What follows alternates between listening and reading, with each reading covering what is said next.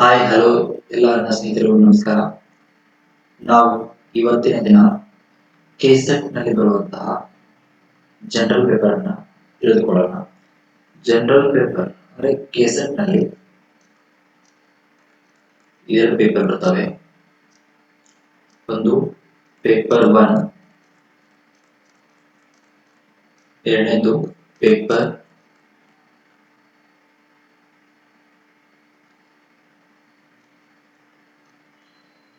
2. Paper 1 general ಆಗಿ ಇರ್ತದೆ. Paper 2 specific ಆಗಿ ನೀವು ಯಾವ ಸಬ್ಜೆಕ್ಟ್ ನಲ್ಲಿ ಪೋಸ್ಟ್ ಗ್ರಾಜುಯೇಷನ್ ಮಾಡಿದ್ರಿ ಆ ಸಬ್ಜೆಕ್ಟ್ ನಲ್ಲಿ ನಿಮಗೆ ಆ ಕ್ವಶನ್ಗಳು ಇರ್ತವೆ. ಈ ಜನರಲ್ ಪೇಪರ್ ನಲ್ಲಿ 50 ಕ್ವಶನ್ಗಳು, ಪ್ರತಿಯೊಂದಕ್ಕೂ 2 ಮಾರ್ಕ್ಸ್, ಟೋಟಲ್ 100 ಮಾರ್ಕ್ಸ್ ಇರ್ತದೆ. ಇದರಲ್ಲಿ 100 ಕ್ವಶನ್ಗಳು, ಪ್ರತಿಯೊಂದಕ್ಕೂ 2 ಮಾರ್ಕು, ಟೋಟಲ್ 200 ಮಾರ್ಕ್ಸ್. ಟೋಟಲ್ 300 ಮಾರ್ಕ್ಸ್ಗೆ ಈ ಕೆಸೆಟ್ ಪೇಪರ್ ಇರ್ತದೆ. ಈ ಕೆಸೆಟ್ ಪೇಪರ್ ನಲ್ಲಿ ಪೇಪರ್ 1 ಇರುವಂತಹ general paper on teaching and research aptitude ಅಂತ ಸಬ್ಜೆಕ್ಟ್ ಹೆಸರು. ಇದ್ರ ಕೋಡ್ ಬಂದ್ಬಿಟ್ಟು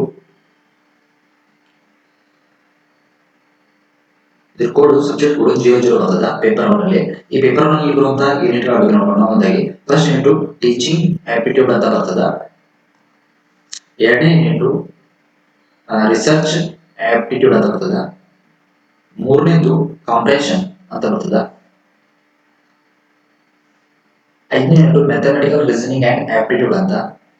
ಯೂನಿಟ್ 6 ಲಾಜಿಕಲ್ ರೀಸನಿಂಗ್ ಅಂತ. 7 data interpretation. 8 information and communication technology. 9ನೇದು people development and environment. Unit 10 higher education system. ಈ ಹೈಯರ್ ಎಜುಕೇಶನ್ ಸಿಸ್ಟಮ್ ಅಲ್ಲಿ institution of higher learning and education in ancient India,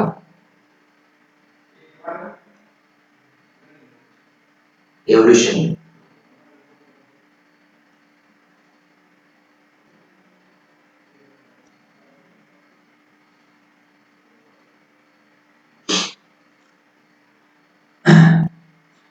second one evolution higher learning and research in post independence India.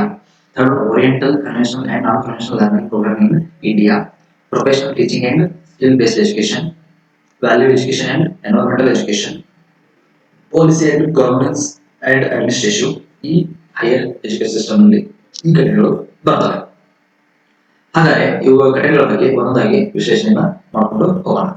Next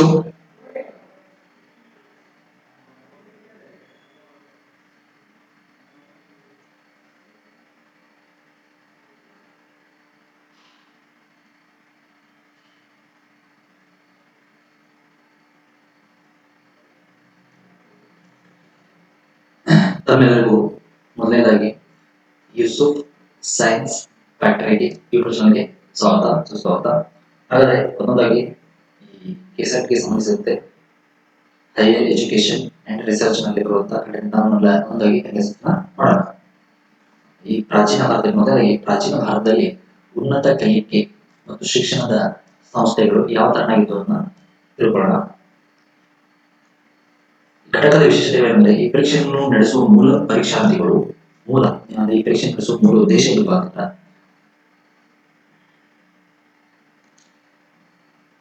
ಪರೀಕ್ಷಾರ್ಥಿಗಳು ಉನ್ನತ ಶಿಕ್ಷಣ ವ್ಯವಸ್ಥೆಯ ಸಹಾಯಕ ಪ್ರಾಧ್ಯಾಪಕರಾಗಿ ಸೇವೆ ಸಲ್ಲಿಸುವ ಅವಕಾಶ ಪಡೆಯುವುದಕ್ಕಾಗಿ ಈ ಎಕ್ಸಾಮ್ ನ ಆಗುವಂತ ಅರ್ಹತೆ ಇರ್ತದೆ. ಈ ಅಧ್ಯಾಯದಲ್ಲಿ ಪರೀಕ್ಷಾರ್ಥಿಯು ಉನ್ನತ ಶಿಕ್ಷಣ ಸಂಶೋಧನಾ ವ್ಯವಸ್ಥೆ ಹಾಗೂ ಆಡಳಿತ ವ್ಯವಸ್ಥೆಯ ಬಗೆಗಿನ ಜ್ಞಾನದ ಆಳವನ್ನ ಹೊಂದಿದೆ. ಈ ಪರೀಕ್ಷೆ ಒಂದು ಉನ್ನತ ಶಿಕ್ಷಣ ಸಂಶೋಧನಾ ವ್ಯವಸ್ಥೆ ಹಾಗೂ ಆಡಳಿತ ವ್ಯವಸ್ಥೆ ಬಗೆಗಿನ ಜ್ಞಾನದ ಆಳವನ್ನ ಹೊಂದಿರುವಂತಹ ಪರೀಕ್ಷೆ ಇದು ಆಗಿರ್ತದ. ಸಿಲೆಬಸ್ ಇರ್ತದ. ಹಾಗಾದ್ರೆ ನೆಕ್ಸ್ಟ್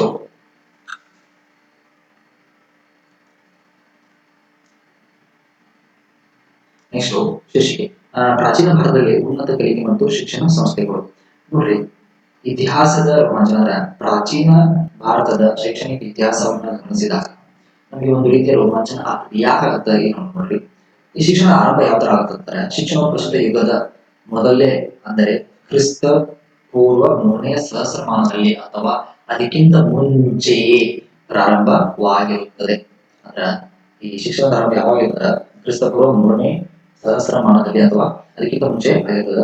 ಇಲ್ಲಿ ಧಾರ್ಮಿಕ ತರಬೇತಿ ಶಿಕ್ಷಣ ಜೊತೆ ಅಂದ್ರೆ ಶಿಕ್ಷಣದಲ್ಲಿ ಧಾರ್ಮಿಕ ತರಬೇತಿಯೊಂದಿಗೆ ಜ್ಞಾನದ ದಾಸೋಹವನ್ನು ನಡೆಯುತ್ತದೆ. ಇಲ್ಲಿ ಧಾರ್ಮಿಕ ತರಬೇತಿ ಅಂತಂದ್ರ ಕೇವಲ ಶಿಕ್ಷಣ ನೀಡುವುದಷ್ಟೇ ಅಲ್ಲದೆ ಈ ಶಿಕ್ಷಣದ ಜೊತೆ ಏನಪ್ಪಾ ಅಂದ್ರ ಹಿಂದೂ ಧರ್ಮ ಅಥವಾ ಯಾವುದೇ ಧರ್ಮಕ್ಕೆ ಸಂಬಂಧಿಸಿದಂತೆ ಕೆಲವು ಮೌಲ್ಯಗಳನ್ನ ವಿದ್ಯಾರ್ಥಿಗಳಿಗೆ ತರಬೇತಿಯನ್ನ ನೀಡುವುದು. ನೆಕ್ಸ್ಟ್ ಮೌಖಿಕ ಪ್ರಸಾರ ಅಂದ್ರ ಈ ಬೋಧನೆ ಯಾರು ಮಾಡ್ತಿದ್ರಪ್ಪ ಅಂದ್ರೆ ಸಂತರು, ಮುನಿಗಳು, ವಿದ್ವಾಂಸರು ಈ ಶಿಕ್ಷಣವನ್ನ ಮೌಖಿಕವಾಗಿ ಮಾತಿನ ಮೂಲಕ ಪ್ರಸಾರ ಮಾಡುತ್ತಿದ್ದರು. ನೆಕ್ಸ್ಟ್ ಹಾಗಾದ್ರೆ ಬರಹ ಮಾಧ್ಯಮ ಅಂದ್ರ ಬರವಣಿಗೆ ಅವಾಗಿನ ಕಾಲದೊಳಗ ಈ ಹೆಂಗ್ ನೋಟ್ಬುಕ್ ಅದಾವು, ಪೇಪರ್ ಐತಿ, ಆತರ ಯಾವುದೇ ತರ ಇದ್ದಿಲ್ಲ. ಈ ನೋಟ್ಬುಕ್ ಪೆನ್ ಇಲ್ಲದ ಕಾರಣ ಅವ ಬರವಣಿಗೆ ಯಾವ ತರ ಇರ್ತದೆ ಪ್ರಾಚೀನ ಕಾಲದೊಳಗ ಬರವಣಿಗೆಯನ್ನು ಸಾಮಾನ್ಯವಾಗಿ ಏನಿಲ್ರಿ ತಾಳೆ ಗರಿಗಳ ಮೇಲೆ ಬರವಣಿಗೆಯನ್ನ ಮಾಡ್ತಿದ್ರು. ಮತ್ತು ನೆಕ್ಸ್ಟ್ ಏನ್ರಿ ಮರದ ತೊಗಟೆಗಳ ಮೇಲೆ ಬರವಣಿಗೆಯನ್ನ ಮಾಡಲಾಗುತ್ತಿತ್ತು. ನೆಕ್ಸ್ಟ್ ಶಿಕ್ಷಣದ ಸ್ವರೂಪ ಯಾವ ತರ ಇತ್ತು. ಪ್ರಾಚೀನ ಭಾರತದಲ್ಲಿ ಶಿಕ್ಷಣವು ಔಪಚಾರಿಕ ಶಿಕ್ಷಣ ಮತ್ತು ಅನೌಪಚಾರಿಕ ಶಿಕ್ಷಣ ಇತ್ತು. ಏನಿದು ಔಪಚಾರಿಕ ಅಂತಂದ್ರೆ ನೋಡ್ರಿ,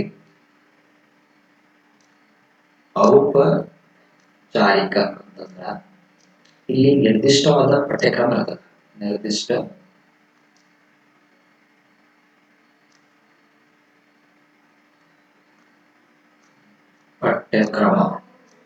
ನಿರ್ದಿಷ್ಟವಾದ ನಿಯಮಗಳು ಇದೇನಪ್ಪ ಅಂದ್ರ ಎಕ್ಸಾಂಪಲ್ ಶಾಲೆ ಮತ್ತು ಕಾಲೇಜುಗಳಲ್ಲಿ ಇರ್ತದೆ. ನೀವೇನು ಇಲ್ಲಿಂದ ಹೇಳ್ರಿ ಪ್ರೈಮರಿಯಿಂದ PG ಏನು ಗೊತ್ತಿಲ್ಲ, ಇದಕ್ಕೇನ್ರಿ ನಿರ್ದಿಷ್ಟವಾದ ಪಠ್ಯಕ್ರಮ, ನಿರ್ದಿಷ್ಟವಾದ ನಿಯಮಗಳು ಇರ್ತದೆ ಈ ಶಾಲಾ ಕಾಲೇಜುಗಳಲ್ಲಿ. ಅಂದ್ರೆ ಎಕ್ಸಾಂಪಲ್ ಶಾಲಾ ಕಾಲೇಜುಗಳು ಇರ್ತದೆ. ನೀವು ಇಲ್ಲಿಂದ ಹೇಳ್ರಿ ಈ ಪ್ರೈಮರಿಯಿಂದ PG ಇರುವುದಿಲ್ಲ, ನೀವು ನಿರ್ದಿಷ್ಟ ಪಠ್ಯಕ್ರಮ ಮತ್ತು ನಿಯಮಗಳನ್ನ ಒಳಗೊಂಡಿರ್ತ. ಹಂಗ ಅನೌಪಚಾರಿಕ ಇದು ಎಲ್ಲಿರ್ತಪ್ಪ, ಅನೌಪಚಾರಿಕ ಪರಿಸರದಿಂದ ಅಥವಾ ದೈನಂದಿನ ಚಟುವಟಿಕೆ ಅಥವಾ ದೈನಂದಿನ ಅಭ್ಯಾಸಗಳಿಂದ ನಾವು ಕರೀತೀವಿ. ಎಕ್ಸಾಂಪಲ್ ಏನಪ್ಪ ಅಂತಂದ್ರೆ ಮನೆಗಳಲ್ಲಿ ಯಾರಿಂದ ತಂದೆ ತಾಯಿ ಇವರಿಂದ ಏನ್ ಕರಿತೀವಿ ನಾವು ನೈತಿಕ ಮೌಲ್ಯಗಳನ್ನ ಕಲ್ತಿರ್ತೀವಲ್ಲ. ಹೇಳ್ರಿ ಎಕ್ಸಾಂಪಲ್ ಮನೆಗಳಲ್ಲಿ ಇದೇನು ಪರಿಸರದಿಂದ ಅಥವಾ ದೈನಂದಿನ ಚಟುವಟಿಕೆ ದೈನಂದಿನ ಕೆಲಸಗಳು ತೊಡಗೋದ್ರಿಂದ ಅನೌಪಚಾರಿಕವಾಗಿದ್ದು ಅನೌಪಚಾರಿಕತೆ. ಅಂದ್ರೆ ಪ್ರಾಚೀನ ಕಾಲದಲ್ಲಿ ಔಪಚಾರಿಕ ಶಿಕ್ಷಣ ಇತ್ತು, ಅನೌಪಚಾರಿಕ ಶಿಕ್ಷಣ ನೀಡಲಾಗಿತ್ತು. ನೆಕ್ಸ್ಟ್ ಶಿಕ್ಷಣದ ಕೇಂದ್ರಗಳು. ಏನಂದ್ರೆ ಶಿಕ್ಷಣ ಕೇಂದ್ರಗಳು ಅಂದ್ರ ಈಗ ಪ್ರಾಚೀನ ಕಾಲದೊಳಗ ಶಾಲೆಗಳು, ಕಟ್ಟಡಗಳು, ವಿಶ್ವವಿದ್ಯಾಲಯಗಳು ಇದ್ದಿಲ್ಲ. ಅವಾಗ ಏನ್ ಮಾಡ್ತಿದ್ರಪ್ಪ ಅಂತಂದ್ರ ಆಶ್ರಮ ಅಂದ್ರೆ ಆಶ್ರಮಗಳಲ್ಲಿ ಮತ್ತು ಮಠಗಳಲ್ಲಿ, ಗುಡಿ ಗುಂಡಾರಗಳಲ್ಲಿ ಏನ್ ಮಾಡಿದ್ರಿ ಆಗಿನ ಶಿಕ್ಷಣವನ್ನ ಕೊಡ್ತಾ ಇದ್ರು. ನೆಕ್ಸ್ಟ್ ಗುರುಕುಲ ಪದ್ಧತಿ ಕಾಣ್ತಾ ಇದ್ದು ಕರಿತೀವಿ ನೋಡ್ರಿ, ಗುರುಕುಲ ಪದ್ಧತಿ. ಏನ್ರಿ ಗುರುಕುಲ ಪದ್ಧತಿ ಅಂತಂದ್ರ ಈ ಗುರುಗಳು ಅಥವಾ ಶಿಕ್ಷಕರು ಎಲ್ಲಿರ್ತಾರಲ್ಲ ಅಲ್ಲಿ ಅವ್ರ ಮನೆಯೊಳಗೆ ಹೋಗಿ ಅವ್ರು ಹೇಳುವಂತ ಪಾಠ ಬೋಧನೆಗಳನ್ನ ಕಲಿಯೋದಕ್ಕ ಪ್ಲಸ್ ಅವ್ರ ಮನೆಯಲ್ಲೇ ಇದ್ಕೊಂಡು ಅವ್ರ ಮನೆಗೆ ಒಂದು ವಿದ್ಯಾರ್ಥಿ ಆಗಿದ್ರು ಕೂಡ ಒಬ್ಬ ಆ ಮನೆಯ ಸದಸ್ಯನಂತೆ ಆ ಗುರುಗಳು ಆ ವಿದ್ಯಾರ್ಥಿಯನ್ನ ನೋಡಿಕೊಳ್ತಿದ್ರಲ್ಲ, ಇದೇನ್ ನಡಿ ಯಾವ ಪದ್ಧತಿ ಹೇಳಿದ್ರು? ಗುರುಕುಲ ಪದ್ಧತಿ. ಅಂದ್ರ ಪ್ರಾಚೀನ ಭಾರತದಲ್ಲಿ ಗುರುಕುಲ ಪದ್ಧತಿಯಲ್ಲಿ ಧಾರ್ಮಿಕ ಚಿಂತನೆಗಳೊಂದಿಗೆ ಏನ್ರಿ ಧಾರ್ಮಿಕ ಚಿಂತನೆ, ಯಾವುದೋ ಧರ್ಮದ ನಿಯಮಗಳು ಕಟ್ಟುಪಾಡುಗಳನ್ನ ಆ ಧರ್ಮದ ಬಗ್ಗೆ ಶಿಕ್ಷಣದ ಜೊತೆ ಧರ್ಮದ ಬಗ್ಗೆ ಶಿಕ್ಷಣವನ್ನು ನೀಡುತ್ತಿಲ್ಲ, ಇದು ಗುರುಕುಲ ಪದ್ಧತಿಯಲ್ಲಿ ಇತ್ತು. ನೆಕ್ಸ್ಟ್ ಇದು ಮುಖ್ಯವಾಗಿ ಏನ್ ನೋಡ್ರಿ, ಇದು ಬಹಳ ಇಂಪಾರ್ಟೆಂಟ್. ಹಿಂದೂ ಸಂಸ್ಕೃತಿಯನ್ನು ಒಳಗೊಂಡ ವಸತಿ ಇರ್ತಾರ ಅಲ್ಲೇ ಇರೋದು, ಆ ಗುರುಗಳು ಎಲ್ಲಿ ವಾಸ ಮಾಡ್ತಾರೋ ಅಲ್ಲೇ ಇದ್ದು ಆ ಅವ್ರು ಹೇಳುವಂತ ಬೋಧನೆಯನ್ನ, ಅವ್ರು ಹೇಳುವಂತ ಪಾಠವನ್ನ ಸರಿಯಾಗಿ ತಿಳಿದುಕೊಂಡು ಅವ್ರ ಜೊತೆ ಇರೋದಕ್ಕ ಇದ್ರಲ್ಲ ಅದೇನ್ರಿ ಗುರುಕುಲ ಪದ್ಧತಿ. ಅದೇನಿತ್ತು? ವಸತಿ ಇತ್ತು. ಈಗ ಎಲ್ಲಾರು ನಾವೇನ್ ಮಾಡ್ತೀವಿ, ಸ್ಕೂಲ್ ಬಿಟ್ಟ ತಕ್ಷಣ ಮನೆಗೆ ಹೋಗ್ತೀವಿ, ಬಟ್ ಹಾಗಿದ್ದಿಲ್ಲ, ಅಲ್ಲೇ ಆ ಗುರುಗಳ ಜೊತೆ ಇರಬೇಕಾಗಿತ್ತು. ಇದೇನ್ರಿ ಹಿಂದೂ ಸಂಸ್ಕೃತಿಯನ್ನ ಒಳಗೊಂಡಂತ ಒಂದು ಶಿಕ್ಷಣ ಆಗಿತ್ತು. ಈಗ ನೋಡ್ರಿ ನೆಕ್ಸ್ಟ್, ಶಿಕ್ಷಕರನ್ನು ಗುರು ಎಂದು ವಿದ್ಯಾರ್ಥಿಯನ್ನು ಶಿಷ್ಯ ಎಂದು ಕರೆಯಲಾಗುತ್ತಿತ್ತು. ನೆಕ್ಸ್ಟ್ ಈ ಗುರು ಮತ್ತು ಶಿಷ್ಯರು ಯಾವುದೇ ಸಾಮಾಜಿಕ ವ್ಯತ್ಯಾಸಗಳಿಲ್ಲದೆ ಒಂದೇ ಸೂರಿನಡಿ, ನೋಡ್ರಿ ಏನ್ರಿ ಒಂದೇ ಸೂರಿನಡಿ ಅಂತಂದ್ರ, ಈಗ ಕೆಲವು ವಿದ್ಯಾರ್ಥಿಗಳು ರಾಜರ ಮಕ್ಕಳು ಇದ್ದು, ಕೆಲವೊಂದಿಷ್ಟು ವಿದ್ಯಾರ್ಥಿಗಳು ಸೈನಿಕರ ಮಕ್ಕಳು ಇದ್ದು, ಕೆಲವೊಂದಿಷ್ಟು ವಿದ್ಯಾರ್ಥಿಗಳು ಬಡತನದಿಂದ ಕೂಡಿರುವಂತವಾಗಿದ್ರು. ಇವರೆಲ್ಲಾರು ಈಗ ವಿದ್ಯಾರ್ಥಿ ರಾಜಮನೆತನ ತಿಳ್ಕೊಂಡು ಅವನಿಗೆ ವಿಶೇಷ ಸೌಲಭ್ಯ ಕೊಡುವಂಗಿಲ್ಲ. ಈಗ ಬಡವ ಅಂತ ಹೇಳಿ ಅವನಿಗೆ ಸೌಲಭ್ಯ ವಂಚಿತನಾಗಿ ಮಾಡೋಂಗಿಲ್ಲ. ಈಗ ಬಡವನಾದ್ರೂ ಸಹಿತ ಶ್ರೀಮಂತನಾದ್ರೂ ಸಹಿತ ಏನ್ ಮಾಡ್ತಾರೆ, ಇಬ್ಬರನ್ನು ಸರಿಯಾಗಿ ನೋಡಿಕೊಂಡು ಒಂದೇ ರೀತಿಯಾಗಿ ಒಂದೇ ತರದ ಶಿಷ್ಯರು ಅನ್ನುವಂತ ಭಾವನೆಯ ಮೂಲಕ ಅವರನ್ನ ನೋಡಿಕೊಳ್ತಿದ್ರು. ಇದನ್ನ ಟೋಟಲ್ ಆಗಿ ಈ ಪ್ರಾಚೀನ ಕಾಲದ ಗುರುಕುಲ ಪದ್ಧತಿನ ವೇದ ಕಾಲದ ಶಿಕ್ಷಣ ಏನ್ರಿ, ವೇದ ಕಾಲದ ಶಿಕ್ಷಣ ಎಂದು ಕರೆಯುತ್ತಿದ್ದರು. ನೆಕ್ಸ್ಟ್ ವೇದ ಕಾಲದ ಶಿಕ್ಷಣ ಎಲ್ಲಿವರೆಗೆ ಇತ್ತು ಅಂತಂದ್ರೆ, ಇದು ಬಹಳ ಇಂಪಾರ್ಟೆಂಟ್. ಕ್ರಿಸ್ತ ಪೂರ್ವ 1500ರಿಂದ ಕ್ರಿಸ್ತ ಶಕ 600ರವರೆಗೆ ಇತ್ತು. ನೆಕ್ಸ್ಟ್ ಇದು ಒಂದೇದು ಗಮನ, ಈಗಿನ ಕಾಲದಲ್ಲಿ ಆಧ್ಯಾತ್ಮಿಕ ಮತ್ತು ಧಾರ್ಮಿಕ ಶಿಕ್ಷಣಕ್ಕೆ ಹೆಚ್ಚು ಒತ್ತು ನೀಡುತ್ತಿದ್ದರು. ನೋಡ್ರಿ ಈ ಕಾಲದಲ್ಲಿ ವೇದ ಕಾಲದ ಶಿಕ್ಷಣದಲ್ಲಿ ಎದಕ್ಕೆ ಹೇಳ್ರಿ, ಆಧ್ಯಾತ್ಮಿಕತೆಗೆ ಮತ್ತು ಧಾರ್ಮಿಕ ಶಿಕ್ಷಣಕ್ಕೆ ಬಹಳಷ್ಟು ಒತ್ತನ್ನ ಕೊಡುತ್ತಿದ್ರು. ನೆಕ್ಸ್ಟ್ ಈ ಶಿಕ್ಷಣದ ಆರಂಭ ಯಾವ್ದಾದ್ರೆ ಉಪನಯನ ಎಂಬ ಕಾರ್ಯಕ್ರಮದ ಮೂಲಕ ವಿದ್ಯಾರ್ಥಿಗೆ ಶಿಕ್ಷಣವನ್ನ ನೀಡುತ್ತಿದ್ರು. ಅಂದ್ರ ಉಪನಯನ ಅಂದ್ರೆ ಏನು? ಉಪನಯನ ನೋಡ್ರಿ, ಉಪ ಅಂತಂದ್ರ ಸಮೀಪ, ನಯನ ಅಂದ್ರ ಕರೆದುಕೊಂಡು ಹೋಗುವುದು. ಇದಂತ ಏನಪ್ಪಾ ಅಂತ,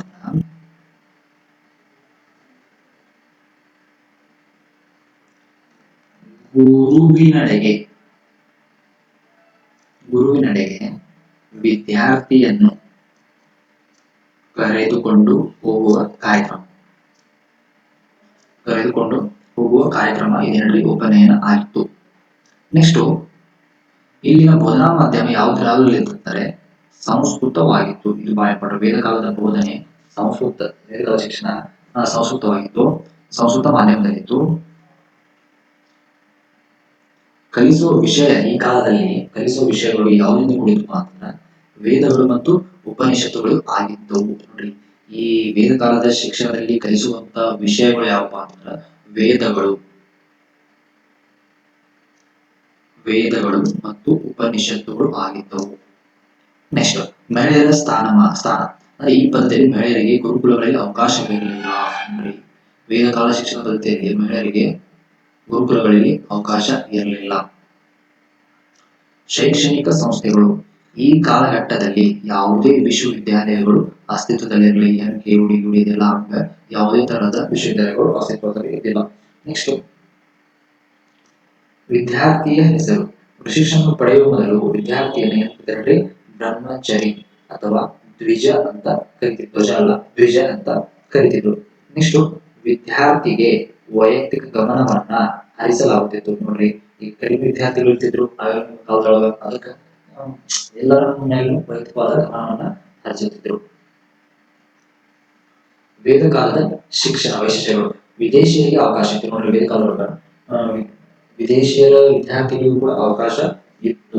ನೆಕ್ಸ್ಟ್ ಕೆಲವು ನಿರ್ಬಂಧಗಳು, ವಿದ್ಯಾರ್ಥಿಗಳು ಸಾಕಷ್ಟು ಕಠಿಣವಾದ ನಿರ್ಬಂಧಗಳು ಮತ್ತು ನಿಯಮಗಳು ಇತ್ತು. ಅಂದ್ರೆ ಈ ಗುರುಗಳ ಹೆಸರು, ಈ ಕಾಲದಲ್ಲಿರುವಂತ ಗುರುಗಳ ಹೆಸರು ಅಂದ್ರೆ ವೇದ ಕಾಲದ ಗುರುಗಳಿಗೆ ಏನಿತ್ತಪ್ಪ ಅಂತಂದ್ರೆ ಚಾರಕರು ಅಲ್ಲ, ಚರಕರು ಹೇಳಿ, ಚರಕರು ಅಂತ ಕರೀತೀವಿ. ಪ್ರಮುಖ ಗುರು ಯಾರಪ್ಪ ಅಂತಂದ್ರೆ ಇವಾಗ ಉದ್ದಾಲಕ ಅರುಣಿ. ಉದ್ದಾಲಕ ಅರುಣಿ ಅನ್ನೋ ವೇದ ಕಾಲದ ಪ್ರಮುಖ ಗುರು.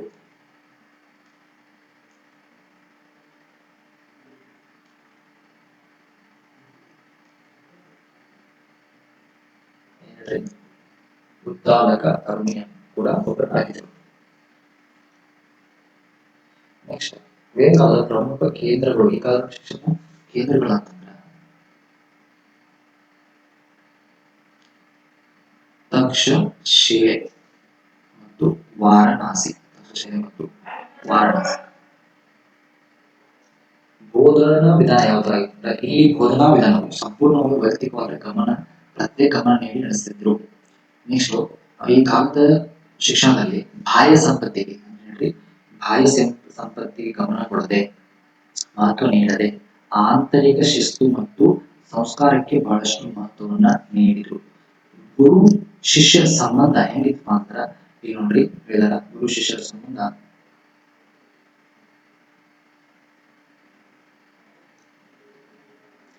ತಂದೆ ಮಗನ ಸಂಬಂಧದಂತೆ ಇತ್ತು. ಶಿಕ್ಷಣದ ಅವಧಿ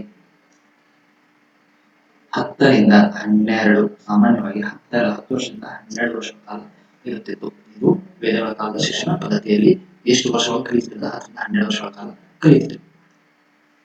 ನೆಕ್ಸ್ಟ್ ಬೌದ್ಧ ಕಾಲದ ಶಿಕ್ಷಣ ವ್ಯವಸ್ಥೆ ಎಷ್ಟಪ್ಪ ಅಂತಂದ್ರ ಕ್ರಿಸ್ತಶಕ 500ರಿಂದ ಕ್ರಿಸ್ತಶಕ 1300ರವರೆಗೆ ಬೌದ್ಧ ಕಾಲದ ಶಿಕ್ಷಣ ಇತ್ತು. ನೆಕ್ಸ್ಟ್ ಈ ಅವಧಿಯಲ್ಲಿ ಶಿಕ್ಷಣ ನೀಡುತ್ತಿದ್ದ ಸ್ಥಳಗಳು ಯಾವಪ್ಪ ಅಂದ್ರೆ ಬೌದ್ಧ ವಿಹಾರಗಳು ಆಗಿದ್ದು. ಬೌದ್ಧ ವಿಹಾರಗಳು ಬೌದ್ಧ ಕಾಲದ ಶಿಕ್ಷಣ ವ್ಯವಸ್ಥೆಯನ್ನು ನೀಡುವಲ್ಲಿ ಸಫಲರಾಗಿದ್ದು. ನೆಕ್ಸ್ಟ್ ಕಲಿಸುವ ಭಾಷೆ ಅಂತಂದ್ರೆ ಈ ಕಲಿಸುವ ಭಾಷೆ ಪಾಳಿ ಮತ್ತು ಪ್ರಾಕೃತ ಭಾಷೆ. ಈ ಪ್ರಾಕೃತ ಮತ್ತು ಪಾಳಿ ಭಾಷೆ ಜನಸಾಮಾನ್ಯರ ಒಂದು ಭಾಷೆ ಆಗಿರುತ್ತೆ. ಇದು ಸರಳವಾದ ಭಾಷೆ ಒಳಗ ಕಲಿಸ್ತಿದ್ರು. ನೆಕ್ಸ್ಟ್ ಇಲ್ಲಿ ಧಾರ್ಮಿಕ ಮತ್ತು ಸಾಮಾಜಿಕ ಶಿಕ್ಷಣಕ್ಕೆ ಬಹಳಷ್ಟು ಒತ್ತನ್ನ ಕೊಟ್ಟಿದ್ದಾರೆ. ಧಾರ್ಮಿಕ ಮತ್ತು ಸಾಮಾಜಿಕ ಶಿಕ್ಷಣಕ್ಕೆ ಬಹಳಷ್ಟು ಒತ್ತನ್ನ ಕೊಟ್ಟಿದ್ದಾರೆ.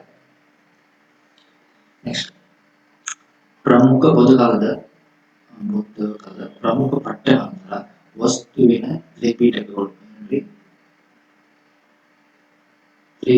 ಮತ್ತು ಜಾತಕ ಕಥೆಗಳು. ಏನ್ರಿ ತ್ರಿಪಿಟಕಗಳು ಅಂತಂದ್ರ ಬುದ್ಧನ ಬೋಧನೆ ಮತ್ತು ಅವರ ಕಾಲದ ಸಂಘದ ನಿಯಮಗಳು ತ್ರಿಪಿಟಕಗಳು. ಜಾತಕ ಕಥೆ ಅಂತಂದ್ರ ಗೌತಮ ಬುದ್ಧನ ಪೂರ್ವಜನ್ಮಗಳಿಗೆ ಸಂಬಂಧಿಸಿದ ಕಥೆಗಳು. ಮಹಿಳೆಯರ ಅವಕಾಶ ಏನಪ್ಪಾ ಅಂತಂದ್ರ ಕೆಲವು ಮಟ್ಟಿಗೆ ಬೌದ್ಧ ವಿಹಾರಗಳಲ್ಲಿ ಮಹಿಳೆಯರಿಗೆ ಶಿಕ್ಷಣದ ಅವಕಾಶವನ್ನ ನೀಡಲಾಗಿತ್ತು. ನೆಕ್ಸ್ಟ್ ಸಂಸ್ಥೆಗಳ ಸ್ಥಾಪನೆ. ಯಾವ ಸಂಸ್ಥೆಗಳ ಸ್ಥಾಪನೆ? ಹೆಂಗೆ ಕೇಳಿ ಸ್ಥಾಪನೆ ಇತ್ತಲ್ಲ, ಈ ಬೌದ್ಧ ಕಾಲದ ಶಿಕ್ಷಣದೊಳಗ ವಿಶ್ವವಿದ್ಯಾಲಯಗಳು ಆಗಲೇ ಉಗಮಗೊಂಡಿತ್ತು. ಉದಾಹರಣೆಗೆ ಯಾವಪ್ಪ ಅಂದ್ರೆ ನಳಂದ, ವಿಕ್ರಮಶಿಲಾ. ನೆಕ್ಸ್ಟ್ ವಿದ್ಯಾರ್ಥಿಯ ಹೆಸರು. ಶಿಕ್ಷಣ ಪಡೆಯುವ ಮೊದಲು ವಿದ್ಯಾರ್ಥಿಯನ್ನ ಏನು ಕರೀತಿದ್ರು? ಶ್ರಮಣ ಅಥವಾ ಭಿಕ್ಷು ಅಂತ ಕರೀತಿದ್ರು. ವಿದ್ಯಾರ್ಥಿಗಳಿಗೆ ಸಾಮಾನ್ಯವಾಗಿ ಗುಂಪಿನಲ್ಲಿ ಗಮನವನ್ನ ಸಾಮೂಹಿಕ, ಈಗ ಕೆಲವಷ್ಟು ಕಡಿಮೆ ವಿದ್ಯಾರ್ಥಿಗಳಿದ್ದಾಗ ಒಬ್ಬರೊಬ್ಬರು ನೋಡಬಹುದು. ಗುಂಪಿನಲ್ಲಿ ವಿದ್ಯಾರ್ಥಿಗಳಿದ್ದಾಗ ಸಾಮೂಹಿಕವಾಗಿ ಗಮನವನ್ನ ಹರಿಸಬೇಕಾಗುತ್ತೆ. ಈ ವ್ಯವಸ್ಥೆಯಲ್ಲಿ ಅಂದ್ರೆ ಪ್ರಜಾಪ್ರಭುತ್ವಕ್ಕೆ ಅವಕಾಶ ಮಾಡಿಕೊಡಲಾಗಿತ್ತು. ವ್ಯವಸ್ಥೆಯಲ್ಲಿ ಬೌದ್ಧ ಕಾಲ ಶಿಕ್ಷಣ ಪದ್ಧತಿಯಲ್ಲಿ. ನೆಕ್ಸ್ಟ್ ಕೆಲವು ನಿರ್ಬಂಧಗಳು ಬದಲಾವಣೆ. ವೇದ ಕಾಲಕ್ಕೆ ಹೋಲಿಸಿದರೆ ಈ ಕಾಲದಲ್ಲಿ ವಿದ್ಯಾರ್ಥಿಗಳು ಯಾವುದೇ ರೀತಿಯ ಕಠಿಣ ನಿರ್ಬಂಧಗಳು ಇದ್ದಿಲ್ಲ. ನೆಕ್ಸ್ಟ್ ಶಿಕ್ಷಣವು ಸರ್ವಾಂಗೀಣ ವ್ಯಕ್ತಿತ್ವ ಬೆಳವಣಿಗೆ. ಸರ್ವಾಂಗೀಣ ವ್ಯಕ್ತಿತ್ವ ಬೆಳವಣಿಗೆಗೆ ಪ್ರೋತ್ಸಾಹ ಕೊಡಲಾಗಿದೆ. ಸರ್ವಾಂಗೀಣ ಅಂತಂದ್ರೆ ಕೇವಲ ಪಡೆಯುವುದು, ಕೇವಲ ಓದುವುದು ಕಡೆ ಅಷ್ಟೇ ಲಕ್ಷ್ಯ ವಹಿಸದೆ ದೈಹಿಕವಾಗಿ, ಮಾನಸಿಕವಾಗಿ ಸಂಪೂರ್ಣವಾಗಿ ಆ ತರದ ಪ್ರಬುದ್ಧತೆಯನ್ನ ಅಥವಾ ವ್ಯಕ್ತಿತ್ವವನ್ನ ಬೆಳೆಸಿಕೊಳ್ಳೋದಕ್ಕೆ ಸರ್ವಾಂಗೀಣ ವ್ಯಕ್ತಿತ್ವದ ಬೆಳವಣಿಗೆ ಅಂತ ಕರೀತಾರೆ. ನೆಕ್ಸ್ಟ್ ಬೌದ್ಧ ಕಾಲದ ಗುರುಗಳೇನಿರ್ತಾರೆ ಉಪಾಧ್ಯಾಯರು ಅಥವಾ ಭಿಕ್ಕುಗಳು ಅಂತ ಕರೀತಿದ್ರು. ಪ್ರಸಿದ್ಧ ಗುರು, ಈ ಕಾಲದ ಪ್ರಸಿದ್ಧ ಗುರು ಯಾರಪ್ಪ ಅಂತಂದ್ರ ಗೌತಮ ಬುದ್ಧರು ಆಗಿದ್ದರು. ಪ್ರಮುಖ ಕೇಂದ್ರಗಳು, ಇಲ್ಲಿಯ ಮುಖ್ಯ ಶಿಕ್ಷಣ ಕೇಂದ್ರಗಳೆಂದರೆ 1 ನಳಂದ, 2 ವಲ್ಲಭಿ, 3 ವಿಕ್ರಮಶಿಲೆ ಅಂತ ಪ್ರಸಿದ್ಧ ವಿಶ್ವವಿದ್ಯಾಲಯಗಳು ಇದು. ಬೋಧನಾ ವಿಧಾನ, ಇಲ್ಲಿ ಲಿಖಿತ ವಿಧಾನದ ಮೂಲಕ ಬೋಧನೆಯನ್ನ ಮಾಡಲಾಗಿತ್ತು. ಆಮೇಲೆ ಮೌಖಿಕವಾಗಿ ನೋಡಿದ್ರು ನಾವು. ಇಲ್ಲಿ ಏನ್ ಪ್ರಾಚೀನರು ಮೌಖಿಕವಾಗಿ ಬಳಸಿದ್ರು. ಈಗ ಬೌದ್ಧ ಕಾಲಕ್ಕೆ ಸಂಬಂಧಿಸಿದಂತೆ ಇಲ್ಲಿ ಯಾವ ತರದ ಶಿಕ್ಷಣ ಇತ್ತಂದ್ರ ಲಿಖಿತ ವಿಧಾನದ ಮೂಲಕ ಬೋಧನೆಯನ್ನ ಮಾಡಲಾಗುತ್ತಿತ್ತು. ಶಿಕ್ಷಣ ಪಾತ್ರ, ಪ್ರತಿಯೊಂದು ಕಾರ್ಯದಲ್ಲಿ ಶಿಕ್ಷಣವನ್ನು ಮುಂಚೂಣಿಗೆ ಅಥವಾ ಒಳಗೊಂಡಂತೆ. ನೋಡ್ರಿ, ಈಗ ಕೆಲವೊಂದಿಷ್ಟು ವಿದ್ಯಾರ್ಥಿಗಳು ಬರೀ ಹಿಂದುಳಿದಿರ್ತಾವ, ಯಾವ್ದು ಫಂಕ್ಷನ್ ಕರೆದು ಈಗೂ ಬರಲ್ಲ. ಆ ತರನಾಗಿ ಈ ಕಾಲದೊಳಗ ಪ್ರತಿಯೊಂದು ಕಾರ್ಯಕ್ರಮದಲ್ಲಿ, ಪ್ರತಿಯೊಂದು ಕಾರ್ಯದಲ್ಲೂ ಕೂಡ, ಪ್ರತಿಯೊಂದು ಯಾವುದೇ ಒಂದು ವಿಷಯವನ್ನು ತಗೊಂಡವರು ಕೂಡ ವಿದ್ಯಾರ್ಥಿಗಳೇ ಒಂದು ಅಥವಾ ಮುಂಚೂಣಿಯಲ್ಲಿ ಅಥವಾ ವಿದ್ಯಾರ್ಥಿಗಳನ್ನು ಒಳಗೊಂಡಂತೆ ಕಾರ್ಯಕ್ರಮವನ್ನು ತಿಳಿಸಿಕೊಡ್ತಿದ್ರು. ಆಲ್ರೆಡಿ ಬೋಧಕಾಲದ ಶಿಕ್ಷಣದಲ್ಲಿ ಗುರು ಗುರು ಗುರು ಶಿಷ್ಯರ ಸಂಬಂಧ.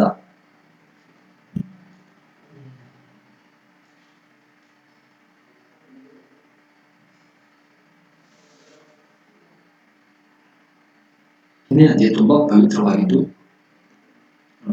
ಗುರು ಮತ್ತು ಶಿಷ್ಯರ ಸಂಬಂಧ ಹಿಂದಿನಂತೆ ತುಂಬಾ ಪವಿತ್ರವಾಗಿ ಇದ್ದು. ನೆಕ್ಸ್ಟ್ ನಿಮಿಷ,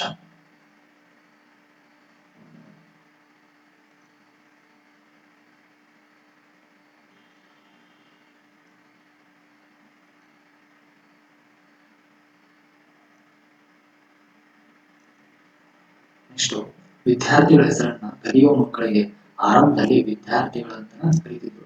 ನೆಕ್ಸ್ಟ್ ಪ್ರಜಾಪ್ರಭುತ್ವ, ಈ ಕಾಲದ ಶಿಕ್ಷಣ ಪದ್ಧತಿಯಲ್ಲೂ ಸಹ ಪ್ರಜಾಪ್ರಭುತ್ವಕ್ಕೆ ಅವಕಾಶವನ್ನ ನೀಡಲಾಗಿತ್ತು. ನಿರ್ಬಂಧಗಳು, ವಿದ್ಯಾರ್ಥಿಗಳಿಗೆ ಯಾವುದೇ ರೀತಿಯ ಕಠಿಣ ನಿರ್ಬಂಧಗಳು ಕಡ್ಡಾಯವಾಗಿಲ್ಲ. ಇದ್ದು ನಿರ್ಬಂಧಗಳು ಬಟ್ ಕಡ್ಡಾಯವಾಗಿರಲಿಲ್ಲ, ನೀವು ಮಾಡಲೇಬೇಕನ್ನುವಂಥದ್ದಿಲ್ಲ. ನೆಕ್ಸ್ಟ್ ವೃತ್ತಿ ಶಿಕ್ಷಣದ ಜೊತೆಗೆ ಸರ್ವಾಂಗೀಣ ವ್ಯಕ್ತಿತ್ವವನ್ನ ಬೆಳೆಸಿದ್ದಾರೆ. ಬೋಧಕರ ಹೆಸರು ನೋಡ್ರಿ, ಬೋಧಕರಿಗೆ ಏನ್ ಕರಿತಿದ್ರ ಗುರು ಅಂತ ಕರಿತಿದ್ರು. ಗುರು ಅಂತ ಕರಿತಿದ್ರು. ಈಗ ನೆಕ್ಸ್ಟ್ ಅಂದ್ರೆ ಶಿಕ್ಷಕ ಅಥವಾ ಗುರು ಅಂತ ಕರೀತಿದ್ರು. ಪ್ರಸಿದ್ಧ ಗುರು ಯಾರಪ್ಪ ಅಂದ್ರೆ ಮುಸ್ಲಿಮರ ಕಾಲದ್ದು ಶಿಕ್ಷಣದಲ್ಲಿ ಮೊಹಮ್ಮದ್ ಅಕ್ಬರ್ ಆಗಿರ್ತಾನ. ನೆಕ್ಸ್ಟ್ ಪ್ರಮುಖ ಕೇಂದ್ರಗಳು, ಮುಸ್ಲಿಂ ಕಾಲದ ಶಿಕ್ಷಣ ಪದ್ಧತಿಯಲ್ಲಿ ಪ್ರಮುಖ ಶಿಕ್ಷಣ ಕೇಂದ್ರಗಳಂತ ದೆಹಲಿ, ಆಗ್ರಾ, ಕನೌಜ್ ಮತ್ತು ಲಾಹೋರ್, ಅಲಹಾಬಾದ್, ಅಜ್ಮೀರ್, ಹೈದರಾಬಾದ್, ಬೀದರ್ನಲ್ಲಿ ನೆಲೆಗೊಂಡಿತು. ಇವು ಮುಸ್ಲಿಂ ಕಾಲದ ಶಿಕ್ಷಣ ಪದ್ಧತಿಯ ಶಿಕ್ಷಣ ಕೇಂದ್ರಗಳು ಆಗಿರ್ತಾವ. ಇಲ್ಲಿ ಇರ್ತಾವ. ನೆಕ್ಸ್ಟ್ ಮೌಖಿಕ ಕಲಿಕೆ, ವೈಜ್ಞಾನಿಕ ಬೋಧನಾ ಪದ್ಧತಿ ಮತ್ತು ನೈಜವಾದ ವ್ಯಾಖ್ಯಾನಕ್ಕೆ ಒತ್ತು ನೀಡಲಾಯಿತು. ಇವು ಮೌಖಿಕ ಕಲಿಕೆ ಮತ್ತು ವೈಜ್ಞಾನಿಕ ಬೋಧನಾ ಪದ್ಧತಿಗೆ ಮತ್ತು ನೈಜವಾದ ವ್ಯಾಖ್ಯಾನಕ್ಕೆ ಒತ್ತನ್ನ ನೀಡಲಾಯಿತು.